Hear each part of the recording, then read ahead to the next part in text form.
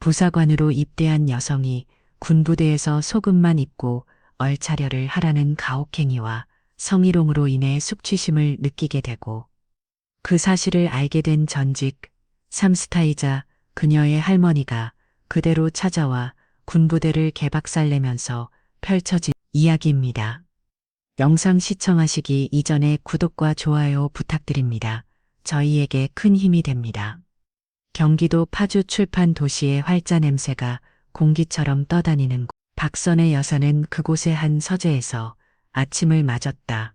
사방의 벽을 가득 메운 책들은 그녀가 평생에 걸쳐 쌓아올린 또 다른 요새였다.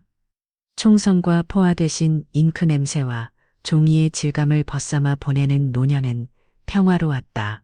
하지만 창밖으로 보이는 임진강의 고요한 물결 넘어 보이지 않는 휴전선을 응시할 때면 그녀의 눈빛은 대한민국 최초의 여성 삼성 장군이었던 과거로 돌아가곤 했다. 그녀의 서재 한편에는 손녀 이지은과 찍은 사진이 유독 많았다. 그 중에서도 그녀가 가장 아끼는 것은 지은이 논산 훈련소로 떠나기 직전 함께 찍은 사진이었다. 짧게 자른 머리가 어색한 듯 연신 만지작거리면서도 눈은 더없이 총명하게 빛났던 아이. 이 세계에서 여성이 군복을 입는 길은 단 하나뿐이었다. 병사 계급 없이 곧바로 부사관 후보생이 되어 혹독한 훈련과 평가를 거쳐 하사로 임관하는 것. 남자들이 징집되어 거쳐가는 당연한 과정과 달리 여자들에게 군대는 스스로 모든 것을 증명해야 한 겨우 한쪽 발을 들여놓을 수 있는 높고 단단한 성벽과도 같았다. 선혜는 그런 길을 택한 손녀가 되겨나면서도 마음 한구석이 늘 아렸다. 자신이 군에 첫 발을 내디뎠을 때 마주해야 했던 수많은 보이지 않는 벽. 수십 년이 흘렀지만 그 벽이 완전히 허물어지지 않았음을 누구보다 잘 알고 있었다. 특히 장교단과는 또 다른 그들만의 왕국을 구축한 부사관 세계의 폐쇄성은 익히 들어왔다. 할머니, 저는 사이버 사령부에서 복무하고 싶어요. 미래의 전쟁은 총이 아니라 코드로 싸우는 거래요. 제가 거기서 최고의 전문가가 될 거예요. 야무지게 말하던 지은의 목소리가 귓가에 쟁쟁했다. 그 꿈을 응원하기에 선혜는 그저 말없이 손녀의 어깨를 두드려 주었을 뿐이다. 그날 아침 선혜는 지은에게서 온 편지를 받았다.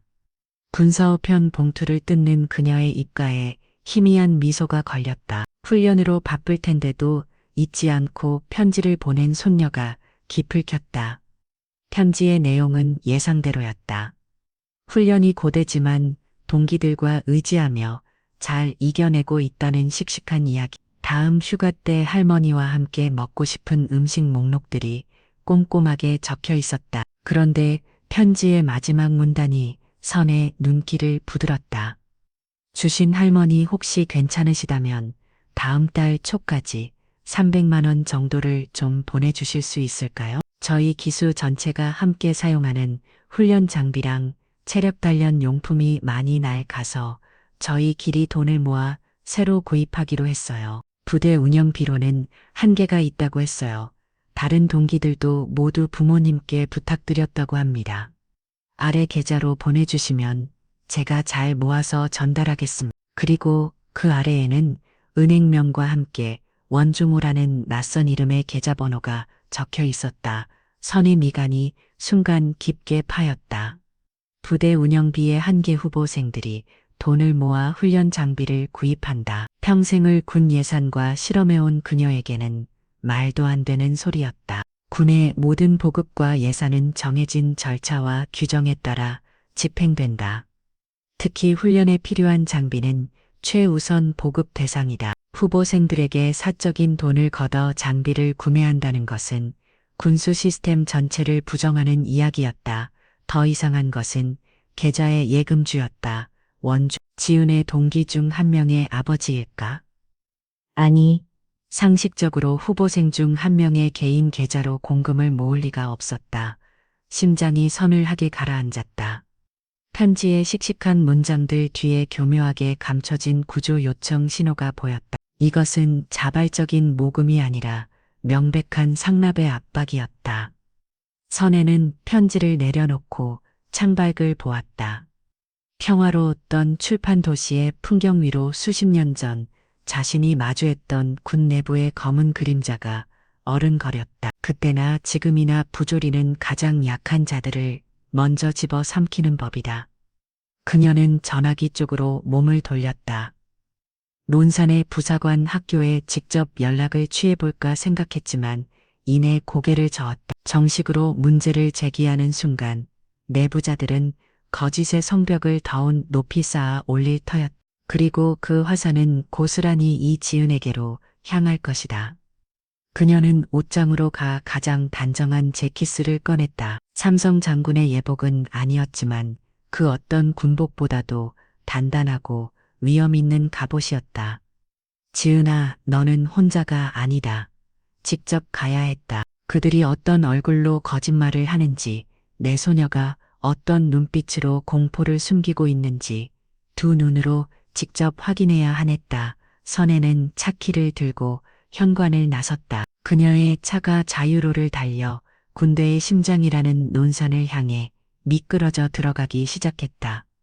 보이지 않는 벽의 실체를 확인하기 위한 전쟁이 이제 막 시작되고 있었다. 논산으로 향하는 고속도로는 평일 오후임에도 차들로 붐볐다. 선혜는 빠르게 차선을 변경하며 속도를 냈. 그녀의 머릿속은 복잡하게 얽힌 실타래를 푸는 작전 참모처럼 쉴 새 없이 움직였다. 편지에 적힌 원중호라는 이름, 부대의 간부일 확률이 높았다. 아마도 후보생 교육을 직접 담당하는 교관이나 훈육관, 그가 이 부조리의 중심에 서 있는 인물일 것이다. 육군 부사관 학교 정문에 도착했을 때 위병소의 젊은 병사는 민간인 노부인의 갑작스러운 방문에 어리둥절한 표정을 지었다. 이지훈 후보생 면 아깝소. 미리 연락은 못했지만 급한 용문. 선혜는 최대한 평범한 할머니처럼 보이려 했었다. 그녀의 신분이 드러나는 순간 모든 것이 통제되고 진실은 더욱 깊숙이 숨어버릴 터였다. 신분증을 확인한 위병은 상부에 연락을 취했고 잠시 후 교육대 소속이라는 한 중사가 그녀를 묘실로 안내. 잠시 후 굳은 얼굴에 지은 이 묘실로 들어왔다. 그런데 그녀의 옆에는 땅딸막한 최고의 위협적인 인상을 풍기는 한 상사가 그림자처럼 따라붙어 있었다. 충성 후보생 교육대 행정보급관 원중호 상사입니다. 어르신 먼 길 오셨습니다.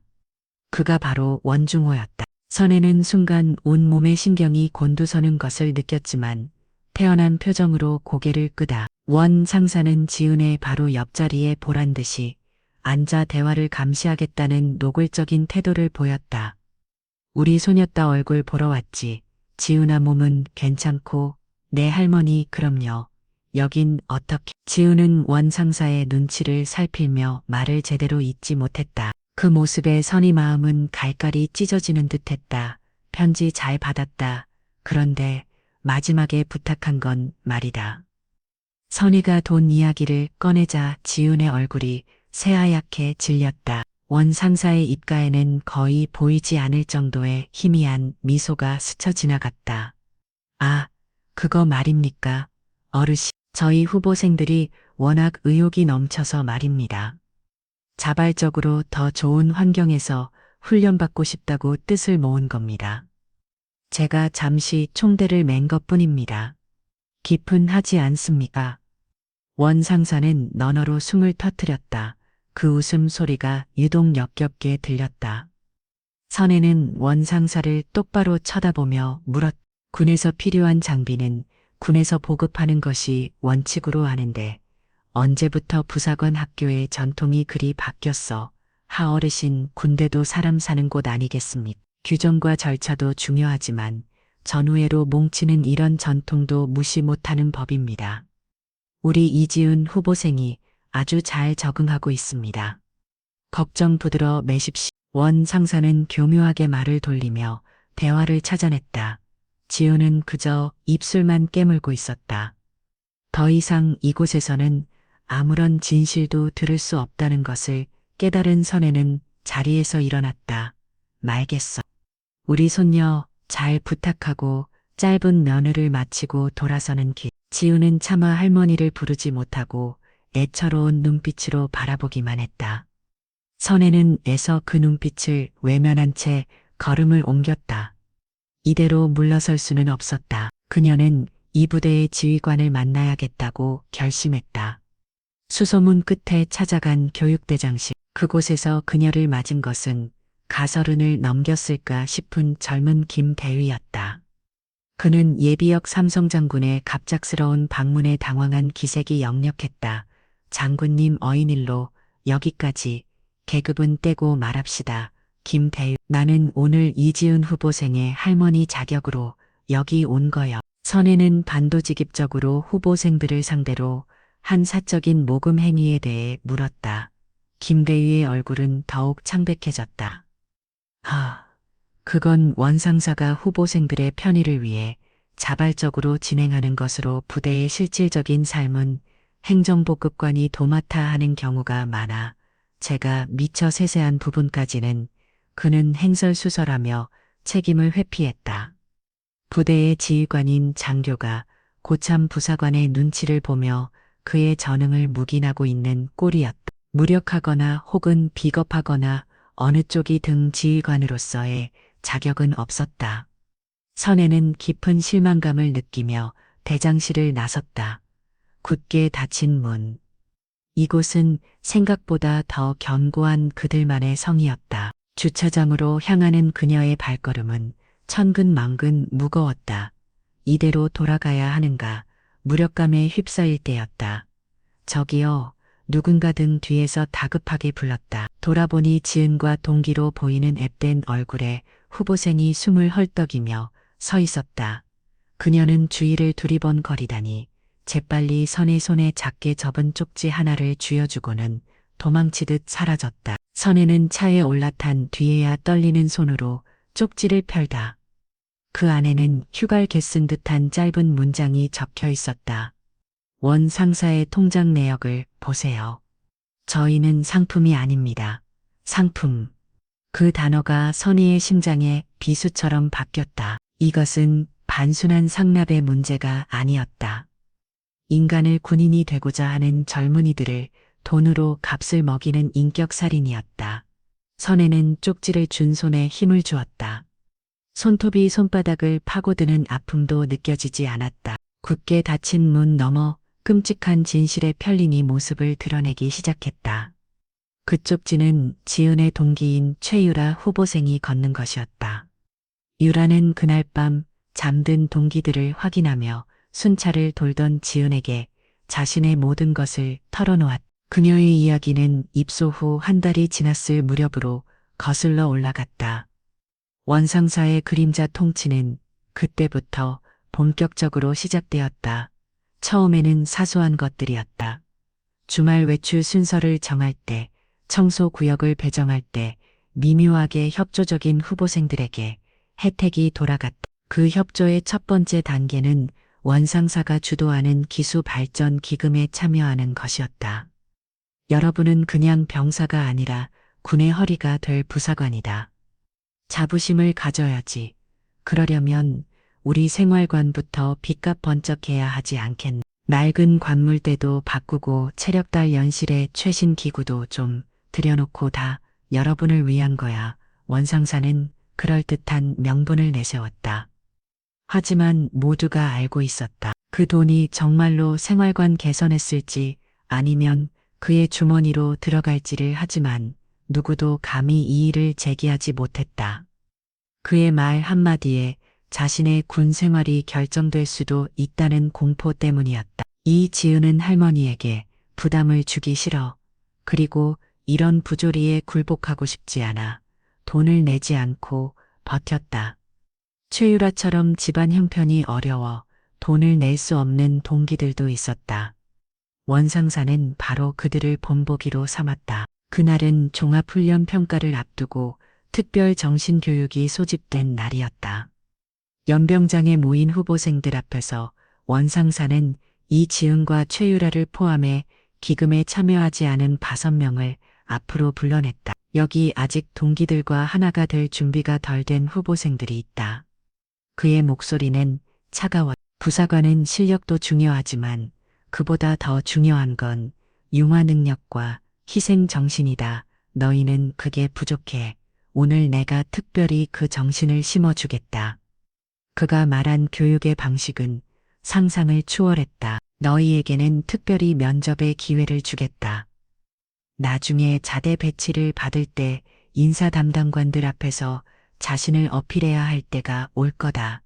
그 예행 연습이라고 생각해라. 그는 5명을 한 줄로 세우고는 마치 시장에서 물건을 고르는 사람처럼 그들을 훑어보았다. 그리고 첫 번째 후보생을 향해 턱지했다. 너부터 이름, 나이, 그리고 장점이 뭐지? 군에 어떤 기회를 할 수 있는지 30초 내로 설명해봐. 아주 매력적으로.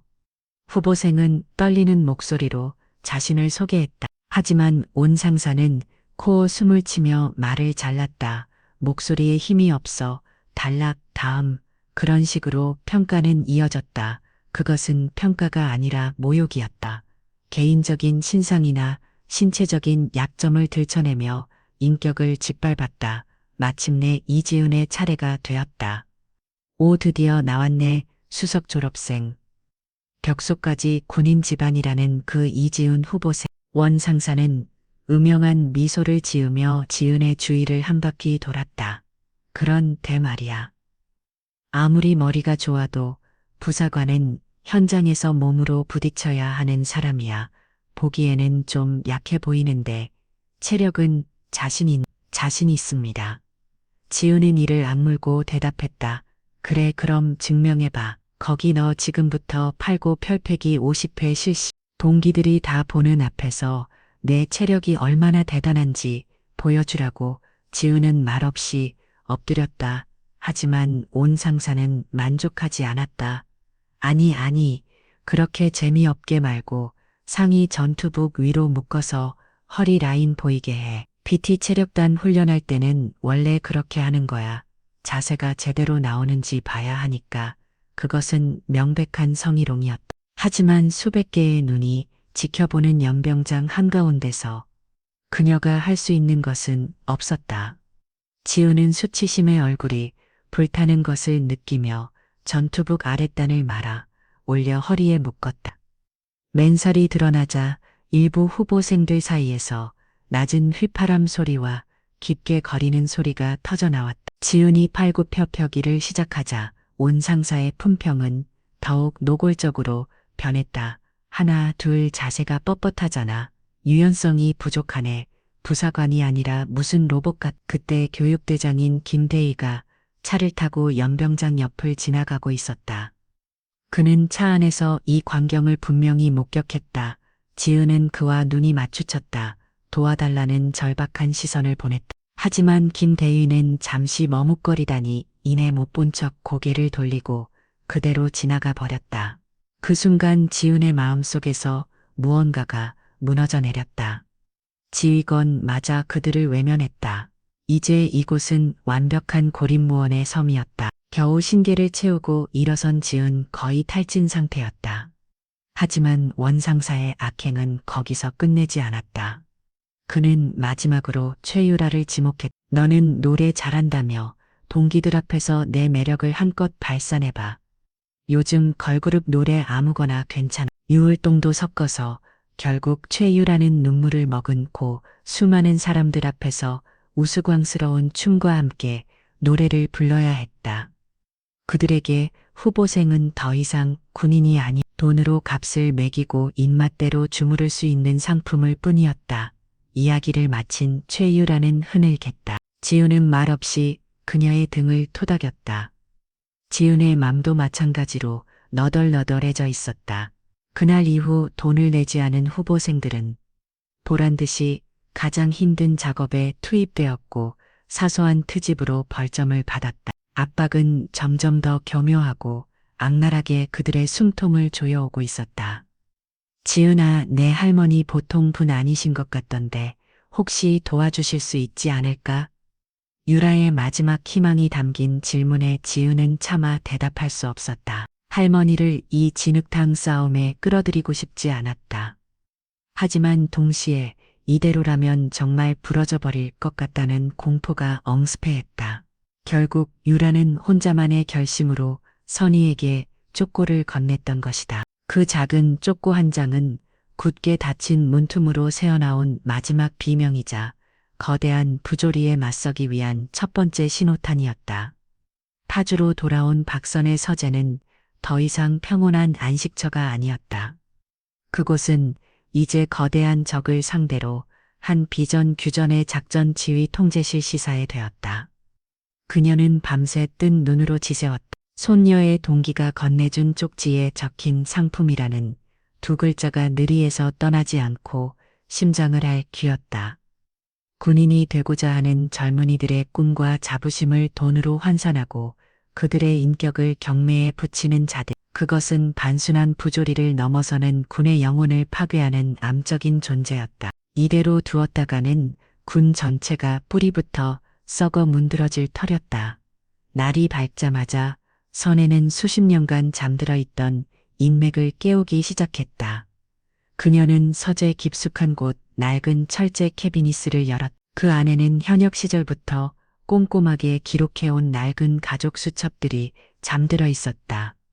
손으로 직접 쓴 이름과 연락처, 그리고 그 사람의 됨됨에 대한 짧은 평가까지 디지털 시대의 아날로그 방식으로 남겨진 이 기록이야말로 그녀의 가장 강력한 무기였다. 첫 번째 전화는 육군 본부 감찰실에 근무하는 강준혁 정에게 걸었다. 강준장은 과거 선혜가 사단장으로 재직할 당시 작전 참모로 함께 전선을 누볼던 충직한 후배였다. 그는 수화기 너머로 들려오는 예상관의 목소리에 반가움을 표하면서도 동시에 긴장감을 감추지 못했다. 장군님 오랜만입니다. 별일 없으시지요? 강 장군 오랜만이요. 나는 잘 지내요. 발음이 아니라 논산 부사관 학교에 대해 좀 물어볼 것이 있어서 전화를 했어.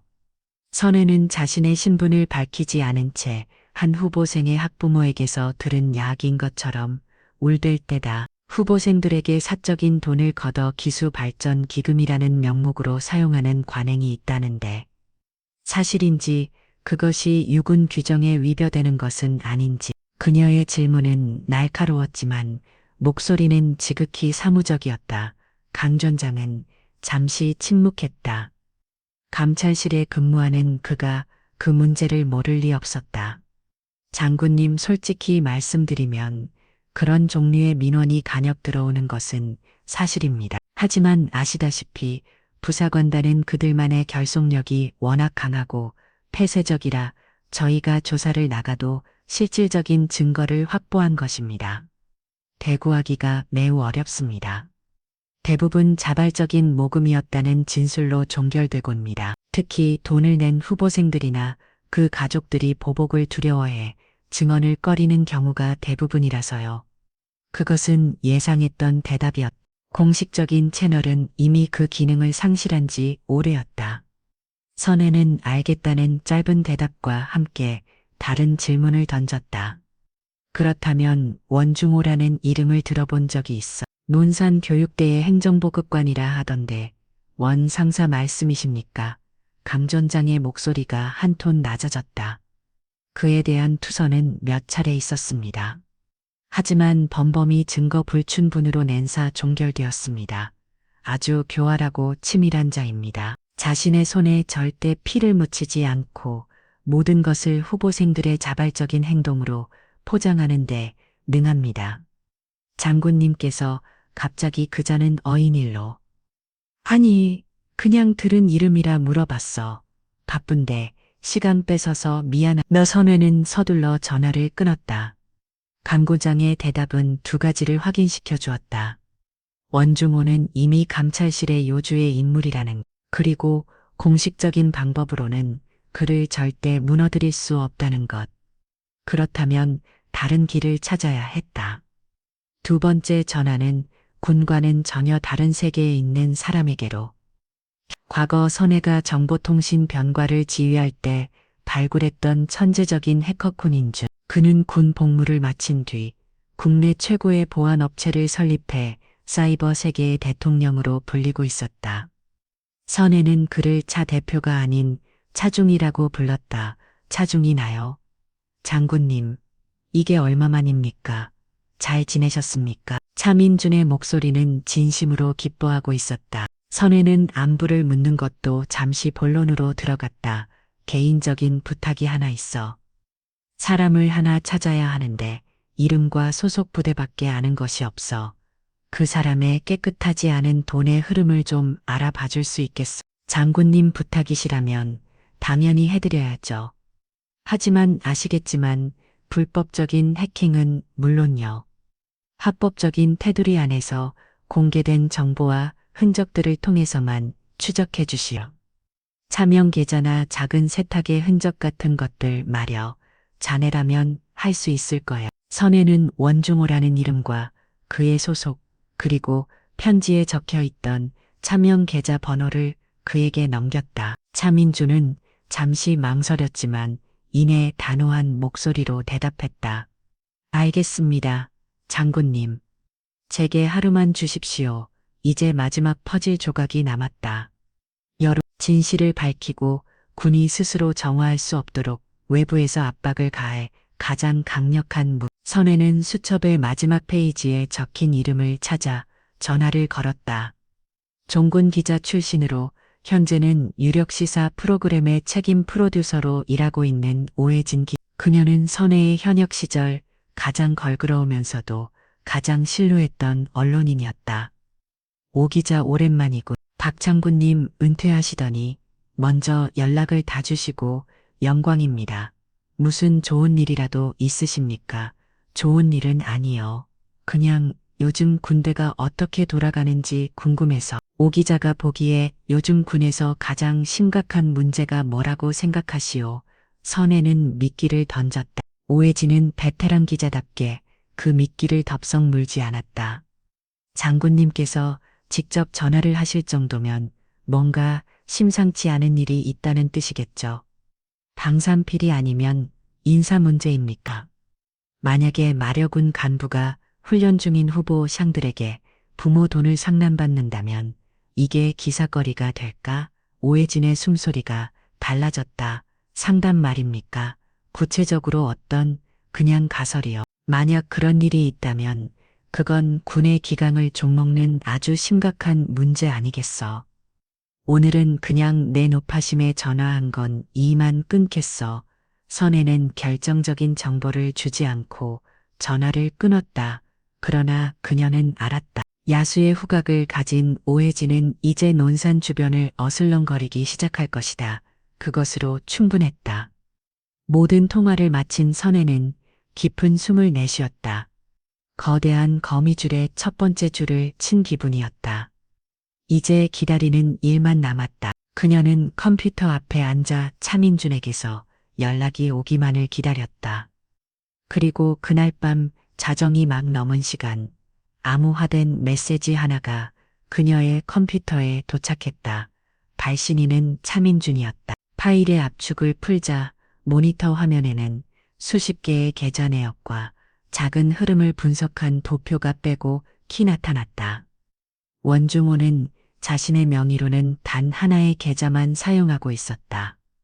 월급이 들어오는 군인 급여 계좌. 하지만 편지에 적혀 있던 차명 계좌를 시작으로 거미줄처럼 얽힌 대포 통장들이 줄줄이 모습을 드러냈다. 동기생의 어머니 이미 사망한 노인의 명의 심지어 노숙인의 명의까지 그 계좌들로 전국 각지에서 정기적으로 돈이 입금되었고 그 돈은 다시 여러 단계를 거쳐 세탁된 뒤 온라인 불법 도박 사이트의 충전금으로 혹은 고가의 명품을 구매하는 데 사용되고 있었다. 지난 1년간 그런 식으로 그의 손을 거쳐간 돈은 수억 원에 달했다. 선혜는 마른 침을 삼켰다. 이것은 단순한 부조리가 아니었다. 군대라는 특수한 조직 안에서 기생하며 부를 축적하는 완벽한 범죄 네트워크였다. 모니터의 푸른 빛이 그녀의 얼굴을 비쳤다. 그녀의 눈은 더 이상 은퇴한 노부인의 그것이 아니었다. 적의 약점을 정확히 포착하고 총공격의 시간을 가능하는 야전 지휘관의 눈빛으로 서늘하게 빛나고 있었다. 반격의 서막이 올랐다. 다음 날 아침 박선의 서재에는 전날 밤에 흥분 대신 차가운 평온함이 감돌았다. 그녀는 차민준이 보내온 방대한 금융 자료를 밤새도록 분석했다. 그것은 단순한 숫자의 나열이 아니었다. 원중우라는 거미를 중심으로 뻗어나간 탐욕의 그물망이었다. 돈이 입금된 날짜는 후보상들의 외박이나 휴가 시점과 정확히 일치했고, 금액 역시 훈련 성과나 자대 배치 희망 순위와 긴밀한 상관관계를 보였다. 원중우 혼자만의 범행이 아니었다. 돈은 다시 몇몇 선임 부사관들의 계좌로 흘러 들어갔다. 거대한 칼의 테레 실체가 어려운 풋이 보였다. 이 증거를 들고 곧장 감찰실의 강권장을 찾아갈 수도 있었다. 하지만 선혜는 그 길을 택하지 않았다. 강존장의 경고처럼 저들은 깃털 몇 개를 자르는 선에서 사건을 덮어버릴 가능성이 컸다. 꼬리만 자르고 도망치는 도마범처럼 원중우 한 명을 희생시키고 거대한 몸통은 숨어버릴 것이다. 그녀가 원하는 것은 그런 미봉책이 아니었다. 이 기회에 썩어빠진 뿌리 자체를 뽑아버려야 했다. 그러려면 덫을 놓아야 했다. 놈들이 스스로 덫에 걸려들어 자신의 죄를 만천하에 드러내게 만들어야 했다. 선혜는 결심했다. 그리고 곧장 은행으로 향했다. 그녀는 은행 창구에서 직접 이지은이 편지에 적었던 원중우의 참여 계좌로 정확히 300만 원을 송금했다. 온라인 이체에 대신 굳이 창구를 이용한 것은 명확한 증거를 남기기 위함이었다. 그녀는 송금 전표에 보내는 분라, 내 자신의 이름 박선의 석자를 똑똑히 적었다. 그리고 받는 분에게 표기란에는 차갑게 웃으며 이렇게 썼다. 우리 소녀 미래를 위한 귀한 투자, 부디 성공하게. 그것은 항복 문서처럼 보이는 교묘하게 위장된 선전포 고문이었다. 이제 독이 든 미끼는 던져졌다. 집으로 돌아온 선혜는 곧바로 다음 단계에 착수했다. 축지를 건네주었던 최유라 후보생과의 비밀 연락. 그녀는 차민준에게 다시 연락해 절대 추적 불가능한 일루형 대포폰 번호를 하나 구해달라고 부탁했다. 그리고 파주에 사는 먼 친척의 아들 지은과는 전혀 교류가 없는 에게 연락해 논산에 있는 친구에게 소포를 보내는 척 위장하여 그 대포폰을 최유라에게 전달하도록 만들었다. 모든 과정은 한 점의 의심도 사지 않도록 치밀하게 계획되었다. 며칠 뒤 마침내 선의 개인 휴대폰에 모르는 번호로 짧은 문자 메시지가 도착했다. 소포 잘 받았습니다. 최유라였다. 선혜는 곧바로 그녀에게 전화를 걸었다. 이제부터 너는 나의 눈과 귀가 되어줘야겠다. 할 수 있겠니? 수화기 너머 유라의 목소리는 떨리고 있었지만 단호함이 묻어 있었다. 네, 하겠습니다. 내가 어제 이지은의 이름으로 그놈에게 돈을 보냈다. 이제 상황이 어떻게 변하는지 아주 사소한 것 하나라도 놓치지 말고 관찰해서 내게 보고해라. 원 상사의 말 한마디 행동 하나, 그리고 지은이를 대하는 태도의 변화까지 전부. 그리고 위험할 수 있지만 가능하다면 녹음을 해라. 그놈이 자신의 행동을 정당화하거나 다른 후보상들에게 돈을 내라고 압박하는 모든 순간에 이건 너와 지은이 그리고 다른 동기들을 구하기 위한 싸움이다. 선혜는 한 명의 후보상을 순식간에 적진 깊숙이 침투시킨 정보원으로 만들었다. 피해자가 스스로 가해자의 목에 바투를 거는 역할을 하도록 판을 짠 것이다. 그녀의 예측은 정확했다. 논선의 교육대에서는 즉각적인 변화가 나타났다. 유라의 보고는 실시간으로 선혜에게 전달되었다. 300만 원이 입금된 바로 다음 날 아침 점호 시간. 원 상사는 모두가 들으라는 듯 큰 소리로 이지은을 칭찬하기 시작했다. 여기 이지은 후보상을 봐라. 역시 장군님의 소녀는 뭐가 달라도 다르다. 장래를 볼 줄 아는 시야. 그리고 동기들을 위해 희생할 줄 아는 마음. 이런 게 바로 부사관의 정신이야. 앞으로 이지은 후보상을 본받도록.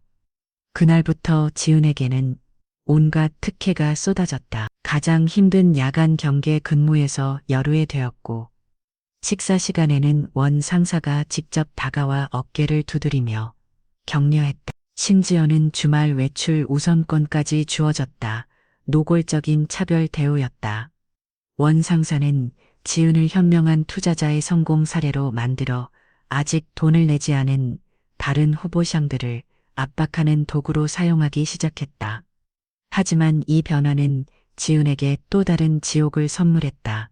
동기들의 시선이 달라진 것이 일부는 그녀를 배신자라며 수군거렸고 그동안 함께 고통받았던 유라와 다른 피해자들 마저 그녀를 멀리하기 시작했다. 지은은 순식간에 고립되었다. 편해진 몸과 달리 마음은 하루하루 시들어갔다. 그녀는 할머니가 왜 돈을 보냈는지 이해할 수 없어 원망스러운 마음까지 들었다. 이 모든 상황을 전해 들으며 선희의 맘도 편치 않았다. 소녀를 일부러 사질로 내문 것 같아 가슴이 아팠다. 하지만 큰 전쟁에서 이기기 위해서는 작은 희생이 불가피한 법. 그녀는 이가 부서져라 아랫입술을 깨물었다. 이제 마지막 금을 던질 시간이었다. 선혜는 오해진 기자에게 다시 전화를 걸었다. 오 기자, 지난번에 내가 했던 말 기억하시오? 물론입니다. 장군님, 계속 생각하고 있었습니다. 내가 아주 흥미로운 제보를 하나 하지. 논산 부사관 학교에서 부모 투자 프로그램이라는 게 아주 성행하고 있다는군. 부모의 투자 실적에 따라 후보생의 미래가 결정된다고 하더이다. 심지어 그 투자를 받는 간부의 개인 계좌 번호까지 파악했어. 한번 파해 처벌 가치가 있지 않겠어. 그녀는 원중호의 차명 계좌 번호를 오해진에게 그대로 넘겨줬다. 수학이 넘어오 기자의 숨소리가 가파지는 것이 느껴졌다.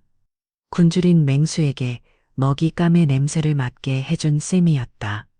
거미줄은 완성되었다. 중앙에는 독이 든 미끼가 놓였고 사방으로는 정보원과 언론이라는 끈끈한 함정이 연결되었다. 그리고 그 모든 것을 조종하는 늙은 거미 박선혜는 이제 조용히 서재에 앉아 먹잇감이 필사적으로 밟아둔 치며 스스로 올가매는 순간을 기다리고 있었다. 박선혜가 던진 미끼는 오해진 기자라는 상호에 코앞에 떨어진 피넘새와도 같았다. 대한민국 군 전문 기자 중 최고로 꼽히는 그녀는 즉시 취재팀을 가동했다. 그러나 그녀는 성급하게 기사를 터뜨리는 아마 추억이 아니었다. 먼저 팩트를 확인하고 상대가 빠져나갈 모든 구멍을 막는 것이 그녀의 방식이었다. 취재의 첫 단계는 육군 본부 공보실을 향한 공식적인 질의였다. 논산 육군 부사관 학교에서 부모 투자 프로그램이라는 이름으로 후보색 가족들에게 금품을 요구하고 있다는 제보가 있는데 이에 대한 육군의 공식 입장은 무엇입니까? 부모 투자 프로그램. 오해진이 만들어낸 이 자극적인 단어는 그 자체로 폭탄이었다. 육군 공보실은 발칵 뒤집혔다. 정식 공문이 접수되자 소식은 빛의 속도로 육군 참모총장에게까지 보고되었다. 분노한 총장의 질책이 곧장 논산으로 향했고 부사관 학교장은 자신의 아니다 경각에 달렸음을 직감했다. 학교장은 즉시 교육대장인 김대위를 호출했다. 그의 사무실에는 냉기가 흘렀다. 김대위, 전에 교육대에서 대체 무슨 짓을 하고 다니는 건가? 부모 투자 프로그램, 이게 말이나 되는 소리야. 김대위는 사색이 된 채 고개를 숙였다. 교육교장님, 그것은 오해입니다. 원중호 상사가 후보생들의 복지 향상을 위해 자발적으로 모금을 박치지 못해 어떤 부모가 군대에 있는 자식의 훈련 장비를 사라고 자기 돈을 내놓는단 말인가. 그리고 그 돈이 왜 부대 공식 계좌가 아니라 일개 부사관의 개인 통장으로 들어갔는데 자네는 지휘관이라는 작자가 지금까지 그걸 몰랐다고 발뺌할 셈인가. 벼락 같은 고함에 김대위는 온몸을 떨었다. 그는 살기 위해 모든 책임을 떠넘겨야만 했다. 주에 죄송합니다. 전부 제풀 차립니다. 원 상사에게는 즉시 사실관계를 확인하여 엄중히 조치하겠습니다. 김대위는 교장실을 뛰쳐나와 곧장 원중호 상사를 찾아갔다. 평소에는 눈도 제대로 마주치지 못했던 그였지만 이제는 자신의 목이 달린 문제였다. 원 상사는 교육대 한편의 컨테이너 박스를 자신의 개인 사무실처럼 사용하고 있었다. 그곳에서 그는 자신과 가까운 다른 부사관들과 함께 차를 마시고 있었다. 원 상사님, 지금 이게 어떻게 된 일입니까? 언론에서까지 연락이 왔습니다. 당장 그 돈 전부 되돌려주고 없던 일로 하십시오. 김대유가 다 그쳤지만 원 상사는 눈 하나 깜짝하지 않았다. 오히려 그는 여유롭게 차장을 내려놓으며 비웃음을 흘렸다. 대위님, 뭘 그리 흥분하십니까? 언론 놈들이 냄새 맡는 게 어디 하루 이틀 일입니까? 며칠 짓다가 조용해질 겁니다. 그리고 이 돈은 후보샹들이 자발적으로 낸 겁니다. 제가 강요했다는 증거 있습니까? 영수증이라도 있냐 이겁니다. 그는 너무나도 당당했다. 실제로 그의 손에는 아무런 증거도 남아있지 않았다. 모든 것은 구주로 이루어졌고 돈을 낸 부모들은 자식의 장래를 생각해 절대 입을 열지 않을 터였다. 그는 이미 수차례 감찰 조사를 이런 식으로 빠져나간 경험이 있었다. 하지만 교장님께서 걱정 마십시오. 제가 다 알아서 처리하겠습니다. 대위님은 그저 부하 관리를 소홀히 한 점에 대해 유감스럽게 생각한다 정도로만 입장 발표하시면 됩니다. 그러면 대위님께는 아무런 책임도 돌아가지 않을 겁니다. 원상사는 오히려 김대위를 구슬렸다.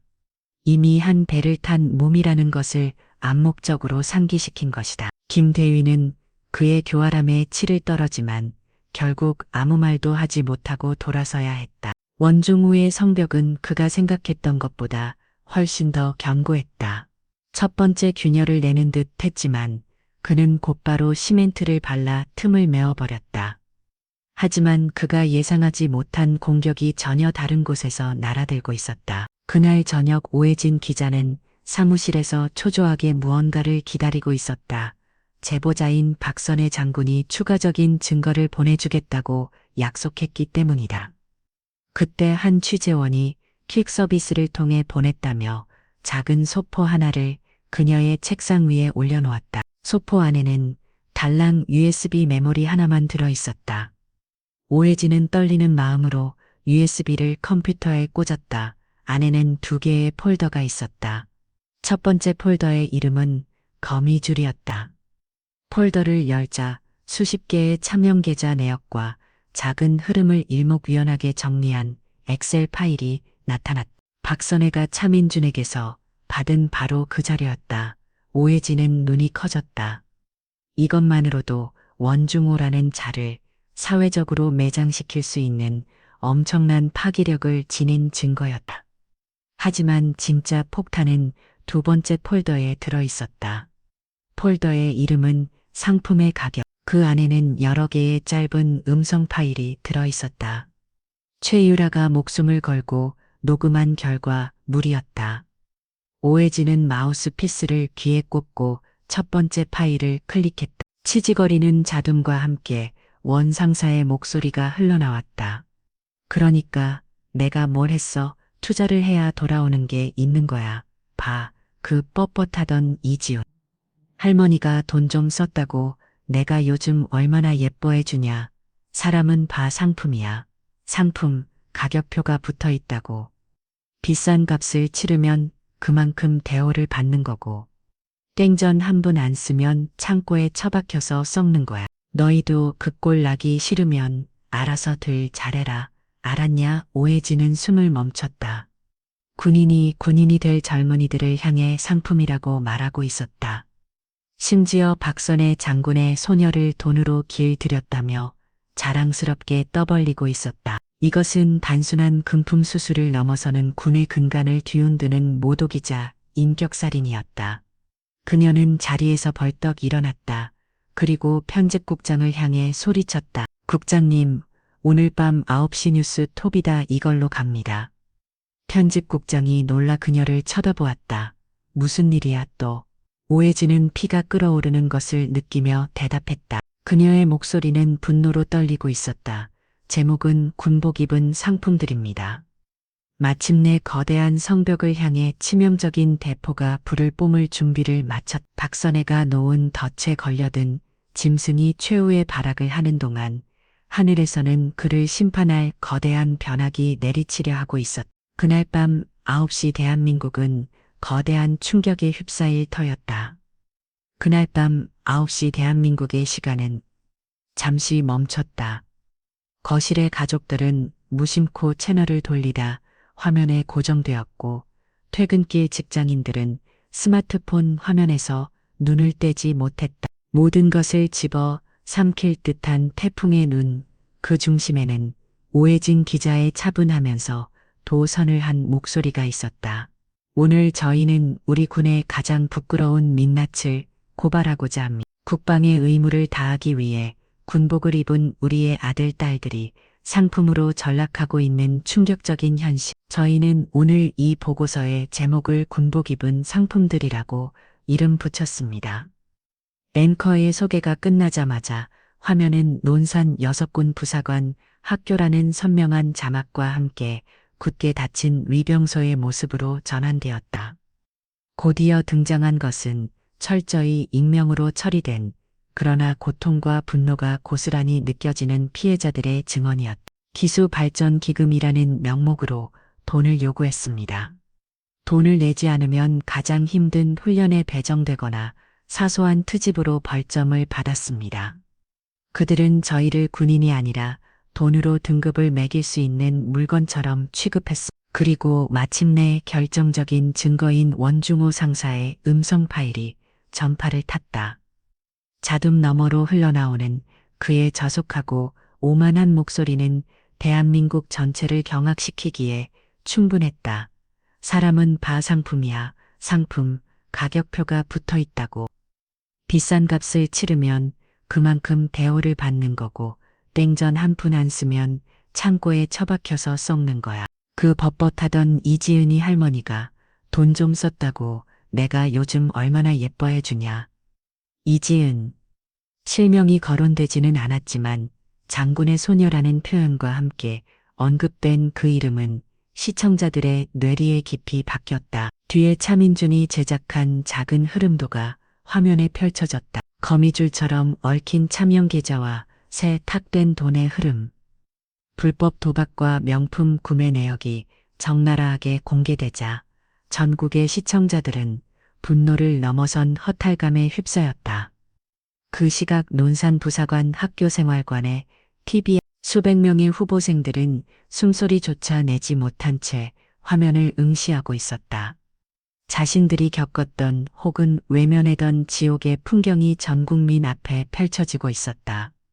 최유라는 주목을 붉은 준채에 떨고 있었다. 복수심과 함께 밀려드는 공포. 이 방송이 끝나고 난 뒤 자신들에게 닥쳐올 후 폭풍이 두려웠다. 이지우는 그 자리에 얼어붙은 듯 서 있었다. 화면 속에서 상품으로 불리는 자신의 존재를 확인하는 순간 온몸에 피가 역류하는 듯한 치욕과 함께 비로소 할머니의 큰 그림을 어렵듯이 이해하기 시작했다. 이것은 개인적인 복수가 아니었다. 썩어 빠진 판 전체를 뒤엎기 위한 거대한 전쟁이었다. 한편 원중호 상사는 자신의 사무실인 컨테이너 박스에서 편안한 자세로 TV를 보고 있었다. 처음에는 코숨을 쳤다. 또 언론 눈들이 소설을 쓰는 거. 하지만 자신의 목소리가 스피커를 통해 흘러나오고 단 한 번도 본 적 없는 작은 흐름도가 화면을 채우자 그의 얼굴에서 여유는 순식간에 사라졌다. 그는 리모컨을 집어 던졌다. 액정이 박살나며 파편이 튀었다. 그의 입에서는 차마 입에 담으면 수없는 욕설이 터져나왔다. 배신감, 누구인가?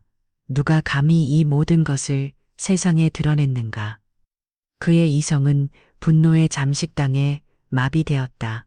같은 시각 파주의 서재. 박선혜는 홀로 뉴스를 지켜보고 있었다.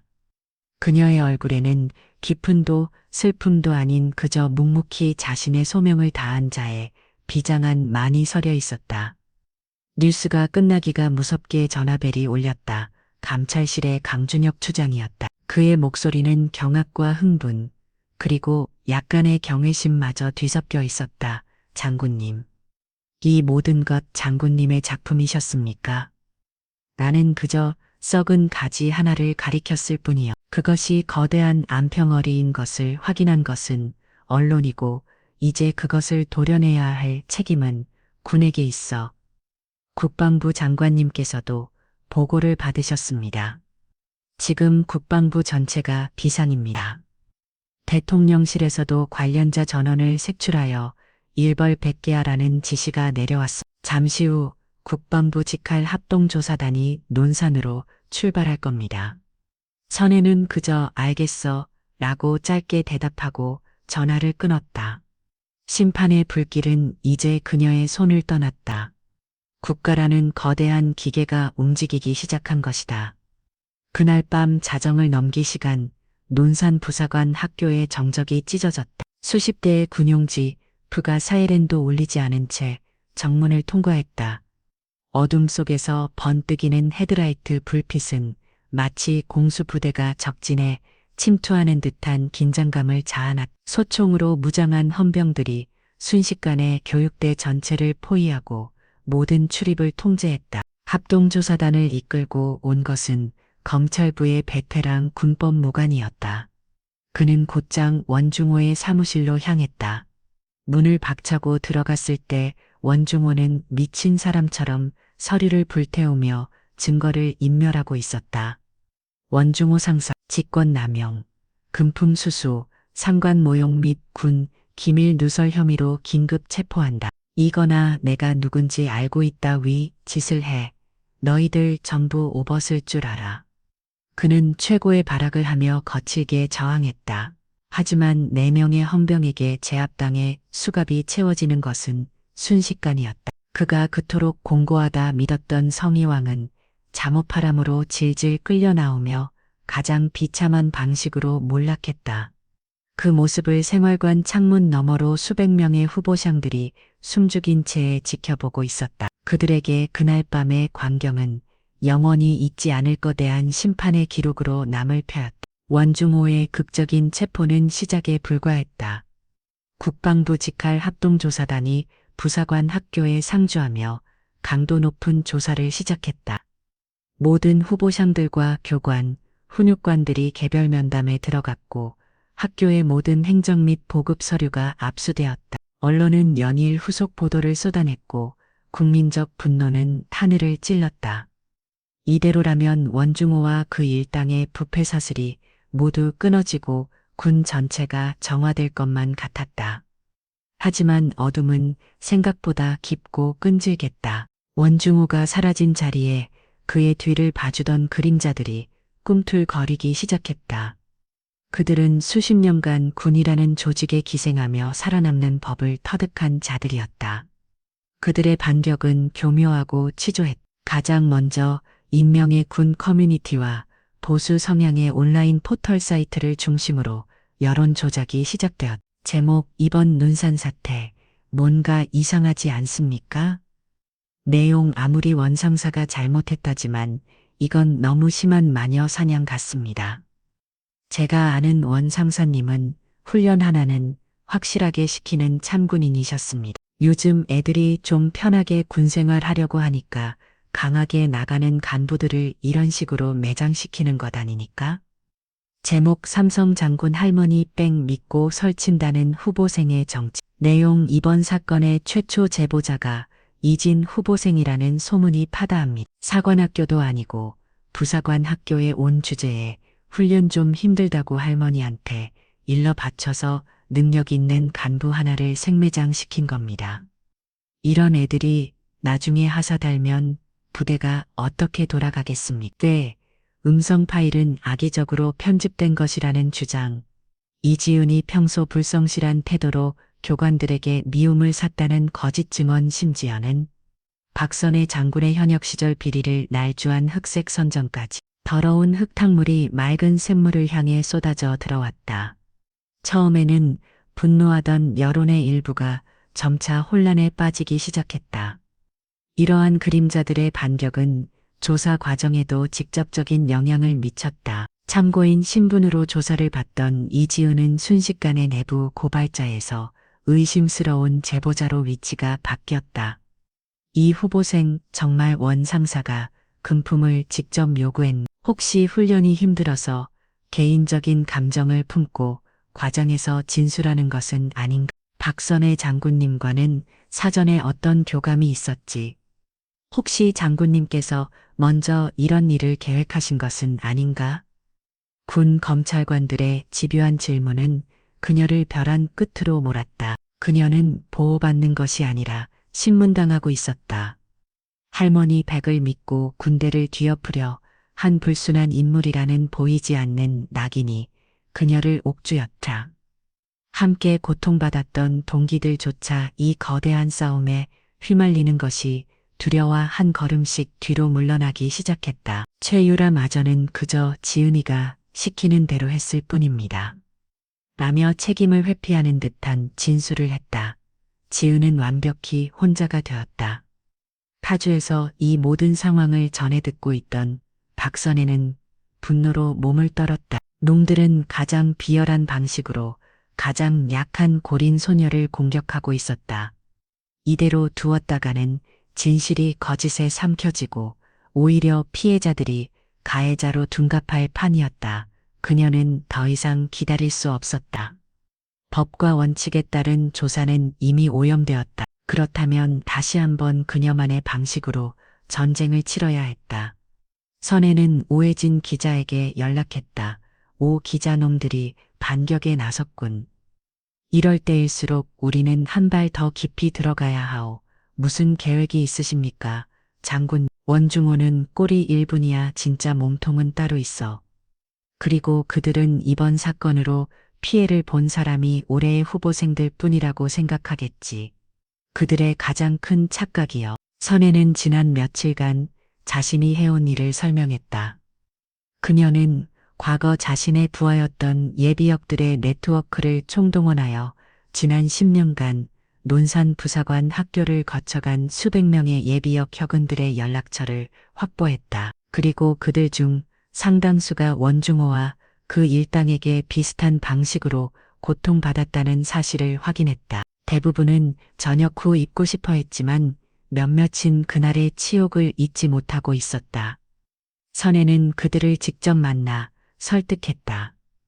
여러분의 침묵이 오늘날 제2, 제3의 피해자를 만들었습니다. 지금 용기를 내지 않으면 이 부끄러운 역사는 영원히 반복될 겁니다. 그녀의 진심 어린 설득에 마침내 3명의 예비역 여군이 용기를 냈다. 며칠 뒤 오해진 기자의 심야토론 프로그램. 그날의 주제는 당연히 논산 부사관 학교 사태의 진실이었다. 패널로는 군사평론가와 여당 국회의원 그리고 군 인권센터 소장이 출연했다. 한창 논쟁이 가열될 무렵 오해진은 준비된 VCR을 틀었다.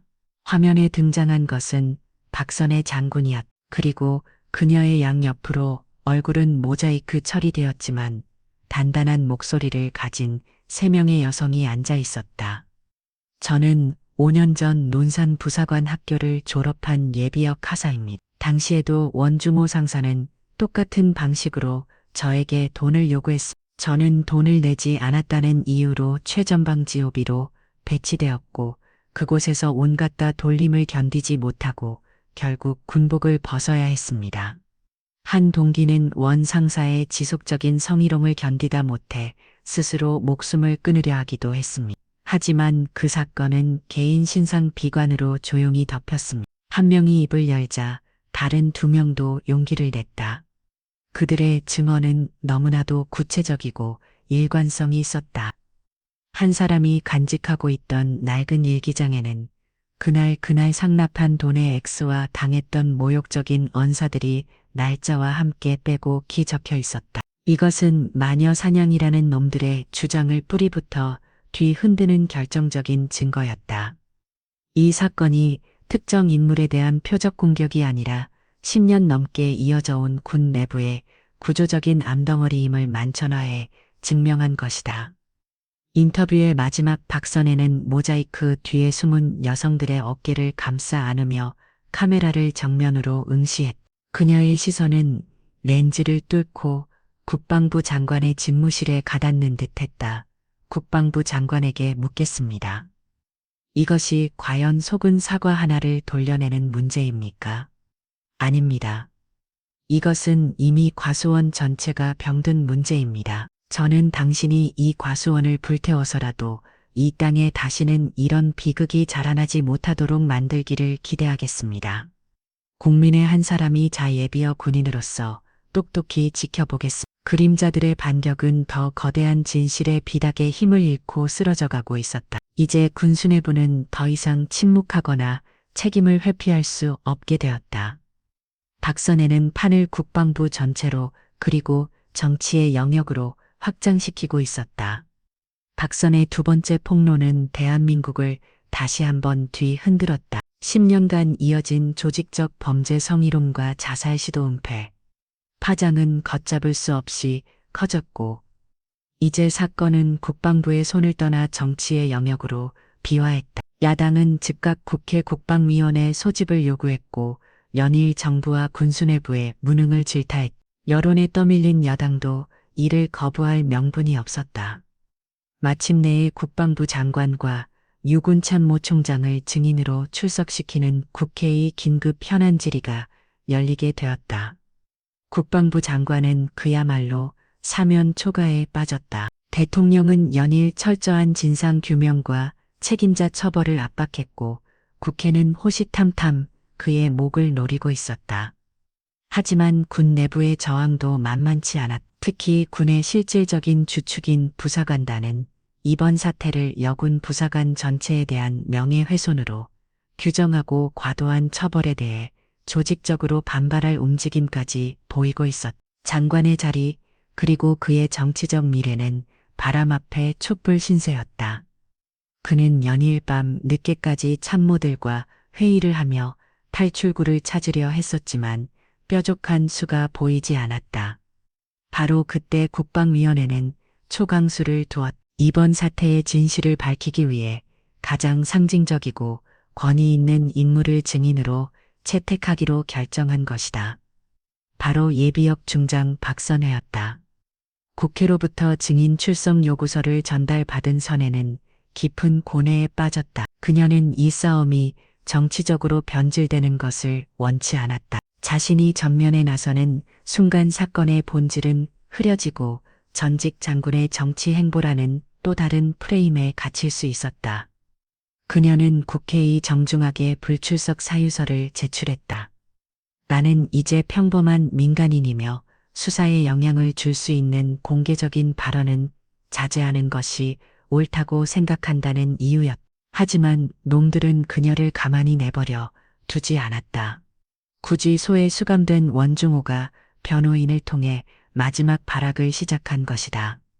그는 한 극우 성향의 인터넷 매체에 옥중 편지라는 형식으로 자신의 입장을 흘렸다. 존경하는 국민 여러분, 저는 억울합니다. 이 모든 것은 박선혜 장군이 현역 시절 저에게 품었던 개인적인 원한 관계에서 비롯된 치졸한 복수극입니다. 과거 제가 그녀의 부당한 지시를 거부하자 그녀는 반드시 군복을 벗기겠다고 협박했습니다. 이번 사건은 그 협박의 연장선일 뿐입니다. 그녀는 자신의 소녀를 이용해 저를 파멸시키고 군 전체를 뒤흔들어 자신의 정치적 영향력을 과시하려는 것입니다. 새빨간 거짓말이었다. 선혜는 원중호라는 자와 단 한 번도 같은 부대에서 근무한 적조차 없었다. 하지만 이 자극적인 복수국 프레임은 다시 한번 여론에 불을 붙였다. 진실의 피로감을 느낀 일부 대중들은 이 막장 드라마 같은 이야기에 흥미를 느끼기 시작했다. 이 기사를 읽는 순간 선혜는 결심을 굳혔다. 이제 더 이상 피할 수 없었다. 자신의 명예 그리고 평생을 바친 군의 명예를 더럽히려는 저 비열한 자의 마지막 시도를 바로 이곳 전 국민이 지켜보는 국회에서 박살내야만 했다. 그녀는 국방위원회에 연락해 증인으로 출석하겠다는 의사를 밝혔다. 결전의 날. 국회 국방위원회 회의장은 수많은 취재진과 카메라 플래시로 가득 찼다. 방청석에는 군 관계자들과 시민단체의 모습도 보였다. 먼저 증인석에 선 국방부 장관과 유군 참모총장은 의원들의 날카로운 질타에 죄송합니다. 철저히 조사하겠습니다. 나는 원론적인 답변만 반복하며 진담을 흘리고 마침내 사회자가 다음 증인을 호명했다. 다음은 박선의 증인석으로 나와 주시기 바랍니다. 회의장의 모든 시선이 출입으로 향했다. 문이 열리고 박선혜가 모습을 드러냈다. 화려한 장군 예복이 아닌 단정하고 기품 있는 검은색 정장 차림이었다. 그녀의 걸음은 흐트러지면 없었고 표정은 빙하처럼 차갑고 고요했다. 그녀가 증인석에 앉자 회의장 전체에 팽팽한 긴장감이 흘렀다. 질의의 포문은 원중호와 결탁했다는 의심을 받는 한 야당 의원이 열었다. 그는 의도적으로 그녀를 도발했다. 증인 원중호 상사와의 개인적인 원한 관계에 대해 먼저 해명해 주시지. 증인의 복수심 때문에 군 전체가 혼란에 빠졌다는 주장에 대해 어떻게 생각하십니까? 선혜는 그를 똑바로 쳐다보며 마이크를 잡았다. 그녀의 목소리는 마지막했지만 회의장 전체를 압도했다. 의원님 질문에 답하기 전에 저 역시 질문을 하나 드리겠습니다. 의원님께서는 지금 범죄 피의자의 일방적인 거짓말을 근거로 이 자리에서 국군 예비역 삼성 장군의 명예를 훼손하고 계신 겁니다.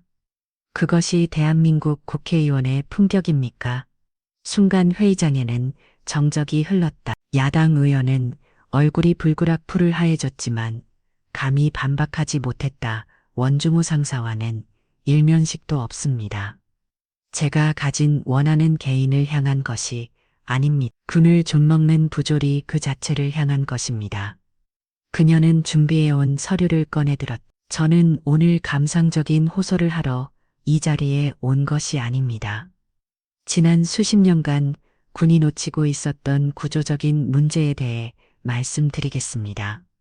그녀의 증언은 냉철한 분석 보고서와도 같아. 장교와 부사관 사이의 기형적인 권력관계, 남성 중심의 군 문화 속에서 여군들이 겪는 이중적인 차별성과 위주의 진급 시스템이 나온 비인간적인 경쟁.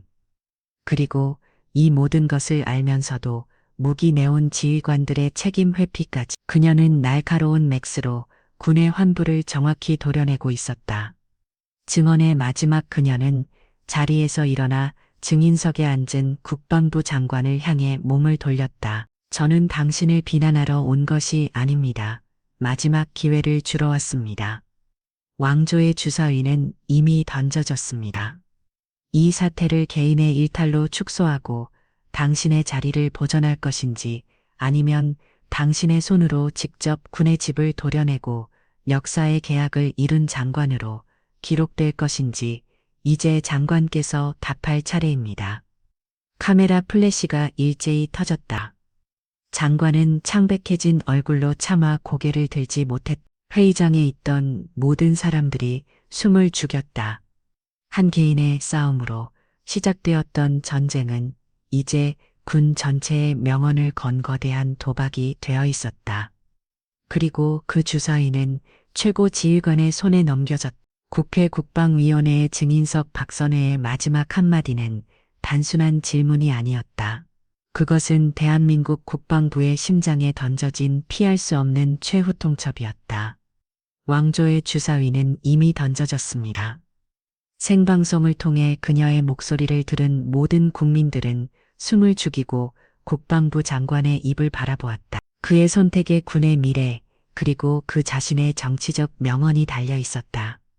그날 오후 국방부 장관은 전례 없는 긴급 기자회견을 소집했다. 모든 방송사가 생중계하는 카메라 앞에 선 그의 얼굴은 피로와 고뇌로 창백했지만 눈빛만은 이전과 달랐다. 무언가 단단히 결심한 자의 비장함이 서려 있었다. 존경하는 국민 여러분, 국방부 장관입니다. 그는 준비된 원고를 옆으로 치웠다. 그리고 떨리지만 단호한 목소리로 입을 열었다. 저는 오늘 이 자리에서 그 어떤 변명도 미공책도 말씀드리지 않겠습니다. 먼저 군을 믿고 자녀를 보내주신 국민 여러분과 군의 뿌리가 썩어 들어가는 동안에도 묵묵히 자신의 자리를 지켜온 대다수의 정직한 군인들에게 머리 숙여 사죄드립니다. 그는 허리를 깊이 숙였다. 장관의 갑작스러운 사과의 기자회견장은 술렁였다. 이번 논산 부사관 학교 사태는 결코 개인의 일탈이 아닙니다. 제가 직접 확인한 결과 이는 우리 군의 폐쇄적인 문화와 잘못된 관행, 그리고 지휘관들의 책임 반기가 빚어낸 구조적인 참사입니다. 국방부 장관으로서 이 모든 책임을 통과하며 오늘부로 군 정상화를 위한 모든 권한을 행사할 것을 국민 여러분 앞에 엄숙히 약속드립니다. 그의 선언은 충격적이었다. 첫째, 이번 사태의 주범인 원중호 상사를 비롯한 모든 관련자들을 지위 고하를 막론하고 법이 활용하는 최고의 형량으로 다스리겠습니다. 둘째, 국방부 장관 직속으로 군 정상화를 위한 특별개혁위원회를 설치하겠습니다. 이 위원회는 군 내부 인사가 아닌 독립적이고 신망 있는 외부 인사를 위원장으로 임명하여 성역 없는 조사를 보장하겠습니다. 장관은 잠시 숨을 골랐다. 그리고 그의 입에서 나온 다음 말은 기자회견의 활용점정이었다. 그리고 오늘 이 자리에서 저는 박선의 예비역 중장님께 특별개혁위원회의 위원장직을 맡아주시기 공식적으로 요청드리는 바입니다. 당신께서 평생을 바쳐 지키고자 했던 군의 명예를 이제 당신의 손으로 직접 바로 세워주시기 간곡히 부탁드립니다. 이것은 완벽한 백기투항이자 가장 현명한 결단이었다. 박선혜에게 모든 칼자루를 넘겨줌으로써 그는 군 개혁의 진정성을 국민에게 증명했다. 박선혜는 며칠간의 고사 끝에 이것이 나의 마지막 군 복무가 될 것이라며 위원장직을 수락했다. 그 이후 군의 숙청 작업은 한편의 전쟁처럼 몰아쳤다. 특별개혁위원회와 합동조사단은 거대한 수수료 메스가 되어 군의 환부를 도련하기 시작했다. 군사법원에서 열린 최종 재판. 원중호는 자신의 모든 혐의에 대해 유죄가 인정되어 징역 15년이라는 중형을 선고받았다. 동시에 그의 군인연금은 전액 몰수되었고 불명예 전역 처리되어 군적에서 그의 이름은 영원히 삭제되었다.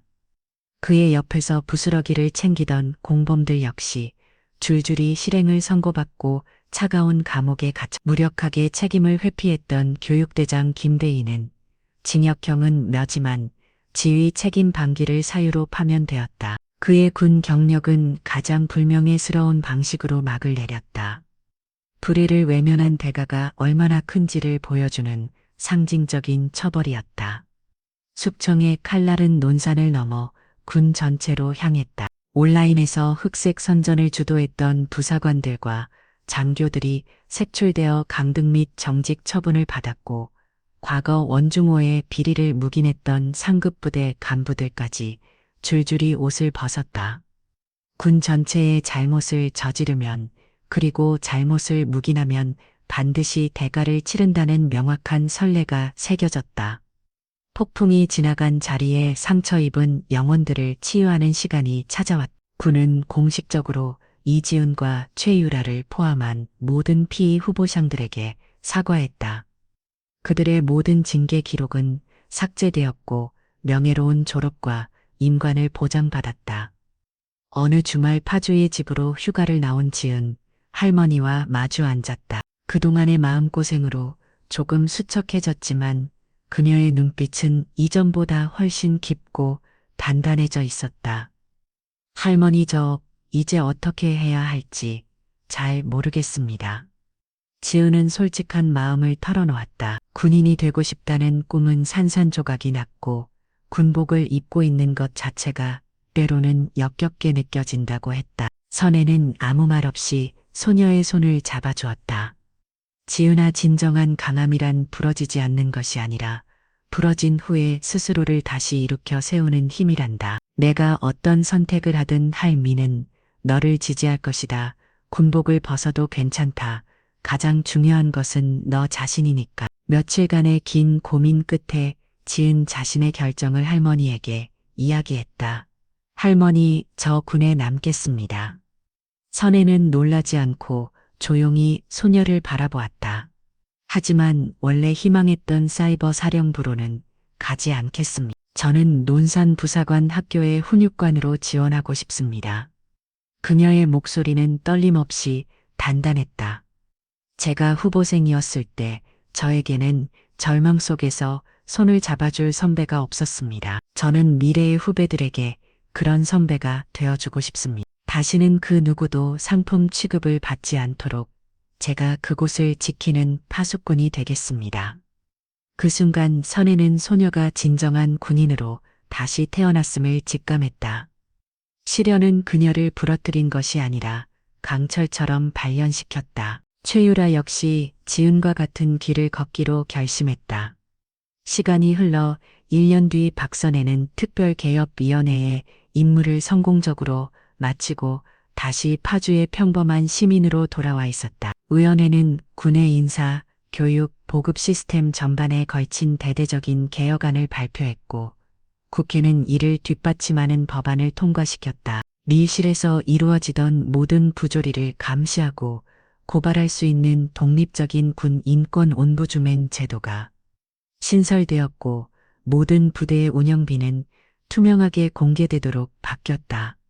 어느 맑은 가을날 선혜는 홀로 논산을 찾았다. 부사관 학교의 연병장에서는 새로운 하사들의 임관식이 열리고 있었다. 멀리서 지켜보는 그녀의 눈에 눈물하게 도열한 신임 하사들, 그리고 그들 앞에서 단호하면서도 따뜻한 눈빛으로 서 있는 이지은 하사의 모습이 들어왔다.